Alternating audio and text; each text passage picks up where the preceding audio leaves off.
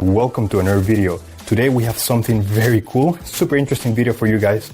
I'm gonna show you how to unlock the network of your phone to use it with any carrier. This is 100% legal. Your phone will not be damaged in any way. It is in fact very positive and beneficial to be fully network unlocked.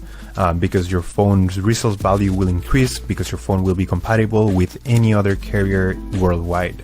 We're gonna begin. So to start, we're gonna get the phone's IMEI number. That's a unique number for every phone. So to get it, simply dial *#06#. As you will see, your 15-digit IMEI number will appear in the screen of your phone. This number is very important. It represents the ID of your phone, and keep it somewhere close because we're gonna use it in a few seconds to unlock this phone. Okay, now we're gonna switch to the computer. We're gonna use this website to request the unlock code to unlock this phone. So first you need to fill in the information about the phone you want to unlock in this form. Processing times may always vary, so be very patient. It may be very fast sometimes, but sometimes it may also take a little bit longer, so just keep that in mind.